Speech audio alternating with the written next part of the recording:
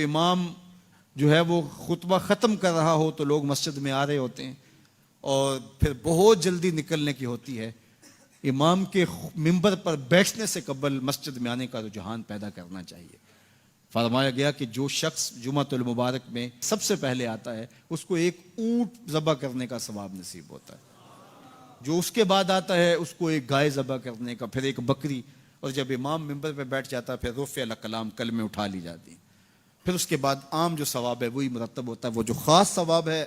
اولیت کا وہ پھر اٹھا لیا جاتا ہے۔ اس لیے کوشش کریں، میں سمجھتا ہوں اس میں ہمارے خطباء کا بھی بہت قصور ہے کہ بعض کا ممبر سے کوئی مربوط گفتگو نہیں ملے گی، کوئی منظم کلام نصیب نہیں ہوگا، اور کوئی با مقصد بات لوگوں تک نہیں پہنچائی جائے گی تو لوگوں کی دلچسپی نہیں ہوگی، لوگ پھر دیر سے آئیں گے۔ ایک تو یہ بات بھی ہے، لیکن دوسری بات یہ ہے کہ ہمارے ہاں عمومی طور پہ اجتماعی رویہ یہ ہے کہ مسجد میں دیر سے جانے کا فیشن، تو اس فیشن پہ نہ چلے، بلکہ امام اور خطیب کے منبر پر بیٹھنے سے قبل جتنا وقت گزرے گا آ کے بیٹھ کے تلاوت کرتے رہیں، ذکر و فکر میں مشغول رہیں، جتنی دیر آپ کو انتظار کرنا پڑے یہ آپ کے لیے خیر و برکت کا ذریعہ ہے، اور پھر آئیں اور پوری گفتگو سنیں، اور اس گفتگو کا یقیناً نتیجہ آپ کی زندگی میں مرتب ہوگا۔ اور اگر آپ سمجھتے ہیں کہ میں بہت زیادہ مصروف ہوں اور کوئی آپ کو کام ہے تو شریعت نے آپ کو اجازت دی ہے کہ آپ لیٹ بھی آ سکتے ہیں، لیکن اذا نودی للصلاۃ من یوم الجمعۃ فاسعوا الی ذکر اللہ وذروا البیع، وہ حکم دیا گیا جب جمعے کی اذان پکاری جائے تو اس کے بعد پھر آپ کاروبار نہیں کر سکتے، پھر کاروبار کرنا حرام ہو جاتا ہے آپ کے اوپر۔ وذروا البیع، پھر خرید و فروخت چھوڑ دو، پھر تم چل پڑو اللہ کے ذکر کی طرف، پھر تمہارے اوپر لازم ہے کہ تم ذکر کی طرف چل پڑو۔ تو اس لیے اس سہولت سے ہمیں فائدہ حاصل کرنا چاہیے کہ اگر ہم خطبہ پہلا چھوڑتے ہیں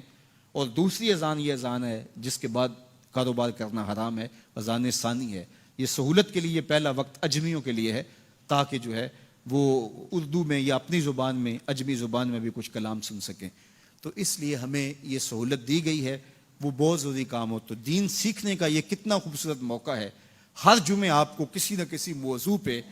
ایک خطیب لیکچر دیتا ہے، بات سناتا ہے، اور ایک موضوع پر مختلف احادیث قرآنی آیات کو پڑھ کے مطالعہ کر کے نتیجہ نکال کے آدھے گھنٹے میں پونے گھنٹے میں آپ تک ایک پورا میسج ڈلیور کرتا ہے۔ تو اس لیے اس کو بھرپور حاصل کرنے کے لیے اور اپنی نسلوں کو دین سے جوڑنے کے لیے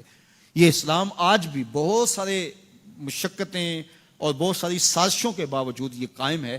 اس لیے کہ اس نے خوبصورت ہمیں نظم دیا ہے۔ محلے کی سطح پہ 5 گانا نماز ہے، علاقے کی سطح پہ جمعہ ہے، سالانہ شہر کی سطح پر 2 عید کے اجتماع ہیں، اور عالمی سطح پہ حج کا اجتماع ہے۔ تو یہ ایک نظم ہے جو ہمیں دیا گیا اور یہ ہمیں جوڑے رکھتا ہے، اور یہ ہماری وحدت کی علامت ہے۔ اللہ تعالی ہمیں 5 گانا نماز کی توفیق عطا فرمائے اور اہتمام کے ساتھ نماز جمعہ کی توفیق عطا۔ ایک حدیث میں آتا ہے جس نے 3 جمعے بغیر کسی عذر کے ترک کر دیے اس کے دل پر نفاق کی مہر لگا دی جاتی ہے۔ اللہ ہمیں محفوظ فرمائے۔